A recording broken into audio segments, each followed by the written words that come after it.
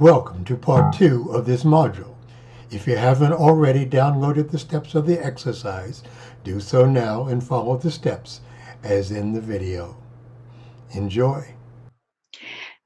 Thank you for that introduction to human systems. I think that was super helpful. Now, do you have an exercise for us to help us sort of think about and learn about more about these human systems that we're a part of? I certainly do. This exercise has got 2 parts to it. One part will be about the best teams you've been on. The second part will be about the worst teams that you've been on. And there'll be 2 or 3 questions for each one. So think of a great team that you've been on. Some of the 1 or 2 of the best teams that you've been on.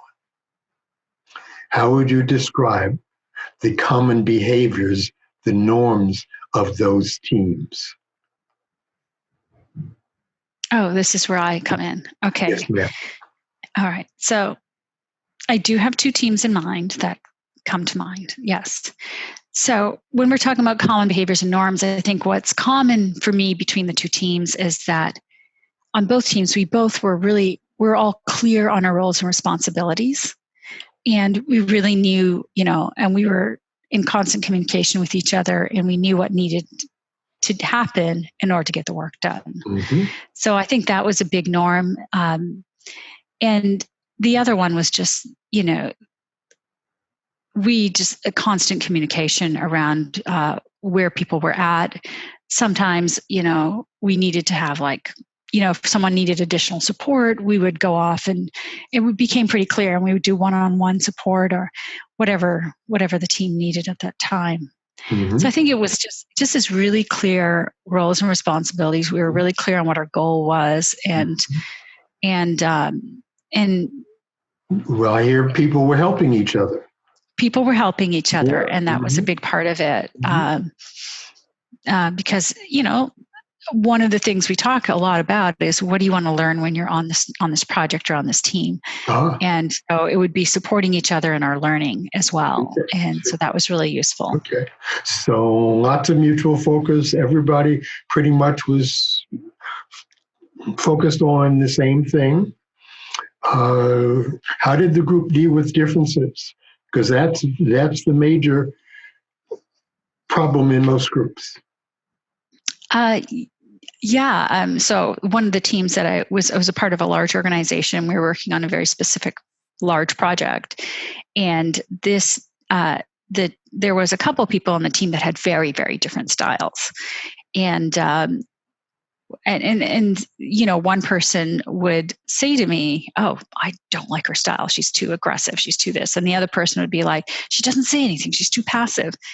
And I remember at the time having a conversation with them saying, you all need to talk to each other and explain, this is where the motivations for each other were coming from. You're talking about, we use the language of styles. You have different styles and da-da-da. And so they did actually have a one-on-one conversation with each other, and it really did help and sort of move the team along. So that was super helpful. So it seemed that it grew into a team where people could tolerate different styles. That's right. Actually learn from different styles, not just tolerate them.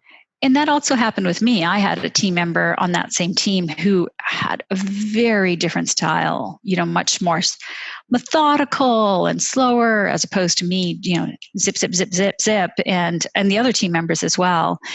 And he had a hard time keeping up with our conversations, and he would just slow everything down.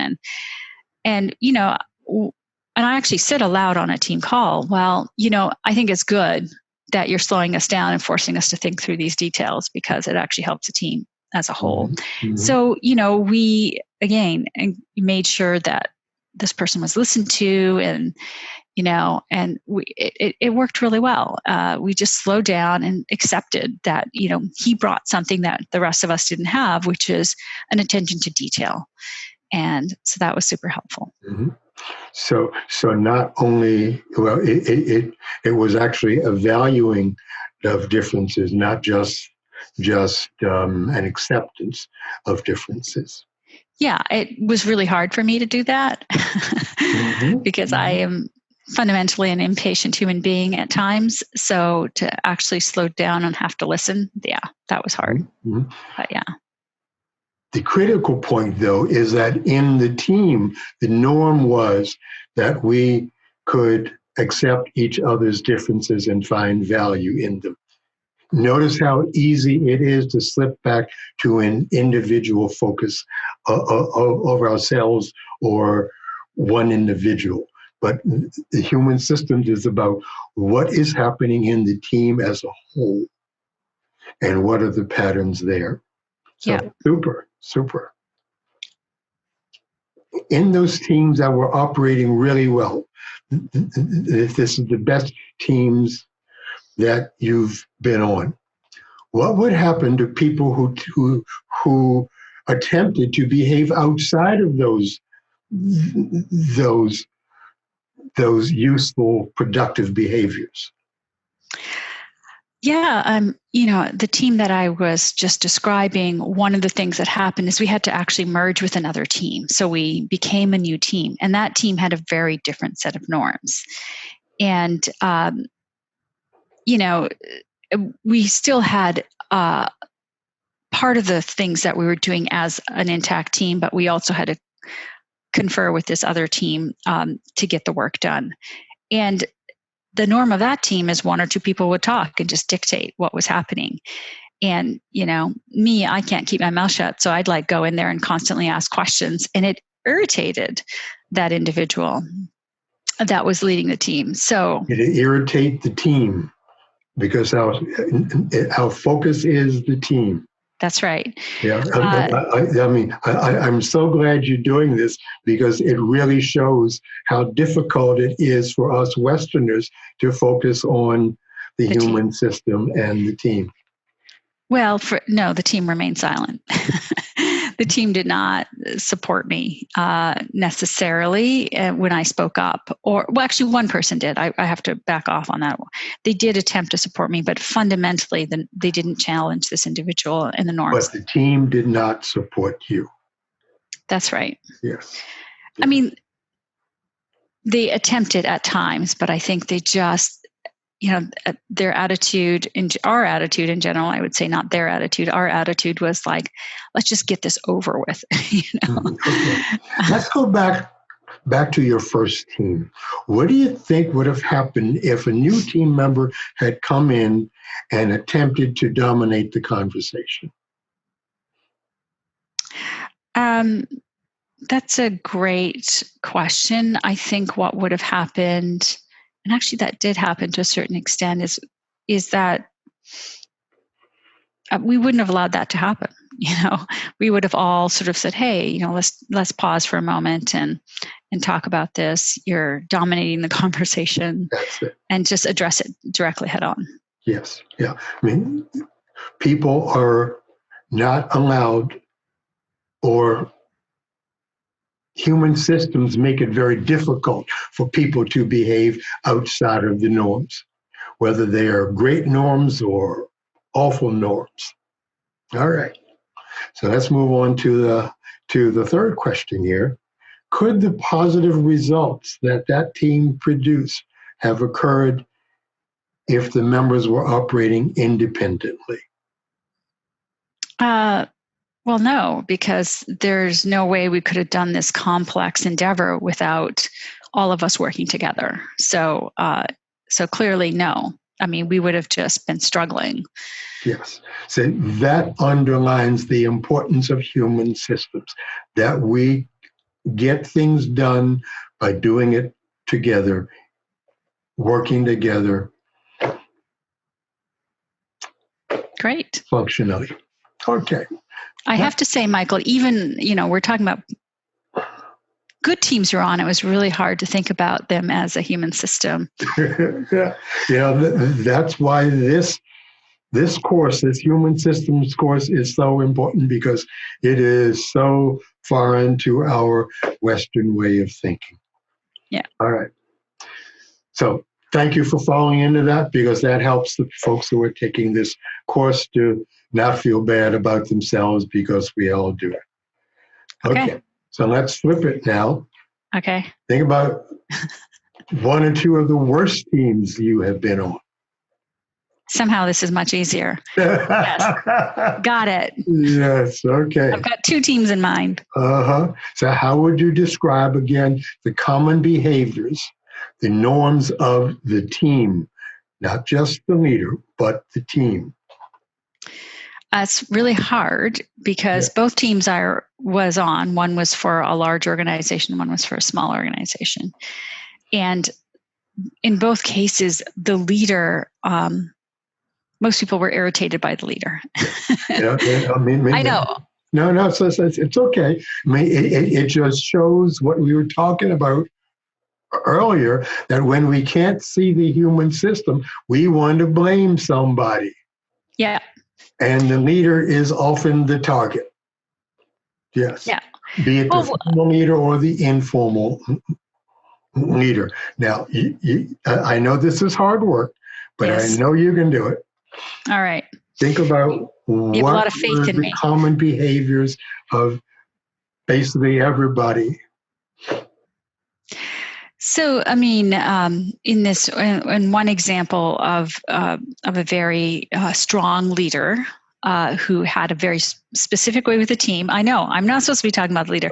The team was silent. The team would just listen to what he had to say and allow him to rant. There you go. And take what was, and just remain silent. And, there was a point when I actually blew up at this leader, at his behavior, and it was not pleasant, and everyone else remained silent.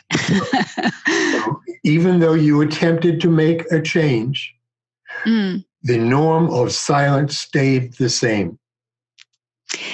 Well, yeah, I mean, I think it's hard in organizations, Michael, because we're all afraid of getting fired or, not invited back to be a part of the team. So you have to put up with this bad behavior. We all want to belong. No, we want to belong. We want to make a living. Well, I hear the anxiety. And for sure. In, I think, 2 courses from now, we're going to look at a topic called sound and current data. And often when I'm working with the group that talks about how risky it is to speak up, I'll ask them, well, what happened the last time somebody spoke up? And when was it? Well, I remember Sam. Sam spoke up, and we never saw Sam again after that. And I asked, well, now, can you tell me when that was? Well, that was about 6-7 years ago now. Yeah. So often that idea that something terrible is going to happen is not based on sound and current data. I would disagree with that. Not unusual. I would disagree with that. And the reason not all the time. You're going to give an example, Because I was a member of a team in a smaller organization where I did speak up and I did speak truth to power, if you want to put it that way. And I was let go. Not immediately, but eventually. I was told, they found a lot of reasons to let me go. Yeah. So, and it was actually a relief when it happened. I clearly was not. And there was a lot of backstabbing and blaming that would go on. People would come and talk to me. Oh, this person is horrible, blah, blah, blah. And I'm just like, really? Then why don't you say something? Because there was a norm that you not say anything. And it wasn't just this leader that kicked you out. The system kicked you out. I would agree with that. Yes. Yes. So even if the norms are negative, to contravene norms, it is risky. And if you do, you are at risk of being kicked out. And I also do want to go back to the point that we'll cover in depth in a couple courses, that often those fears are not well founded.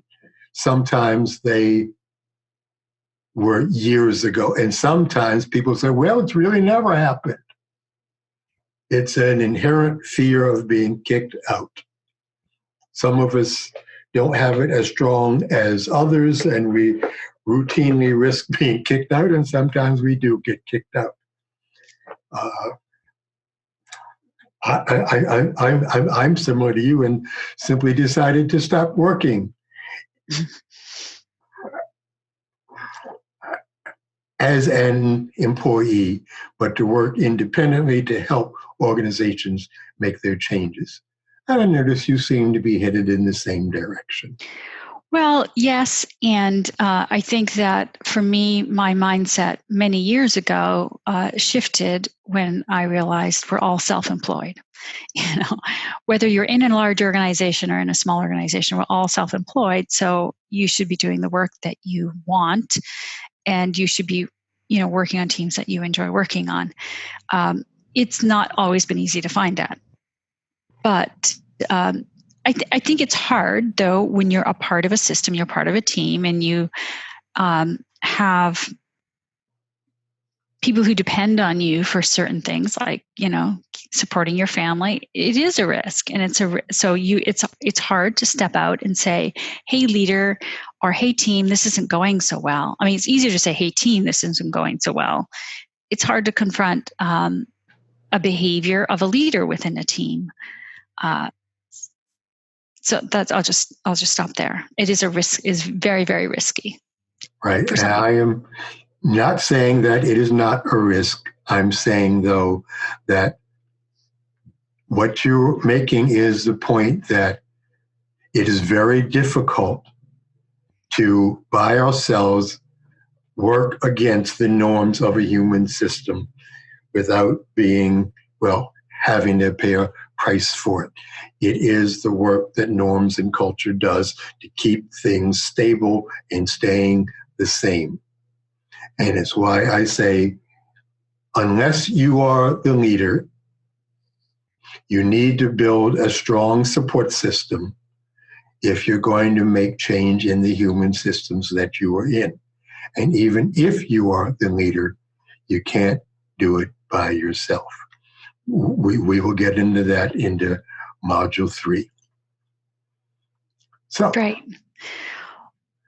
Okay, I think that was painful, but we're done with that exercise. And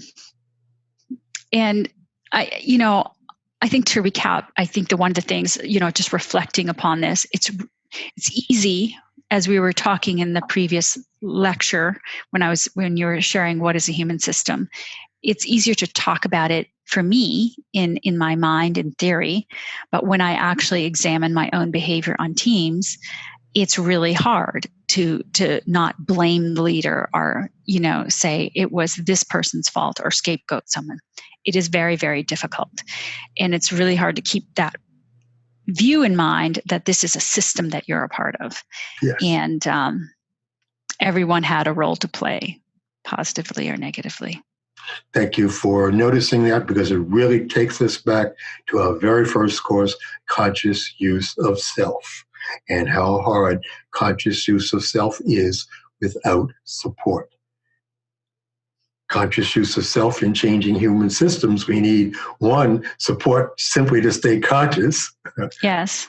And then two, we need support to begin to more effectively change that human system. So I'm glad you brought it, because it really brings both courses together in terms of leadership and self-mastery, calls for us managing ourselves to change the human systems that are crucial to our success. So that was well done. And it's painful, but if you can be disciplined about it, it works. Just before we close out, and I know you have a couple of things to say in the close, I just wanted to share just an insight that I had while you were talking, which is a realization of how I like to think of myself as a maverick going into organizations and disrupting the organization. and without actually having the support that I need, or even an awareness of what I'm doing within the system. So thank you for that insight. I'm going to hand it back over to you, Michael, to close it out. Sure. It's so great working with you, because you see yourself actually practicing these principles, and that's what makes this course really swing. When we're on automatic, we think if what we're doing isn't working, that it's somebody else's fault, when it's just that we haven't built the support that we need to make it work. Okay, so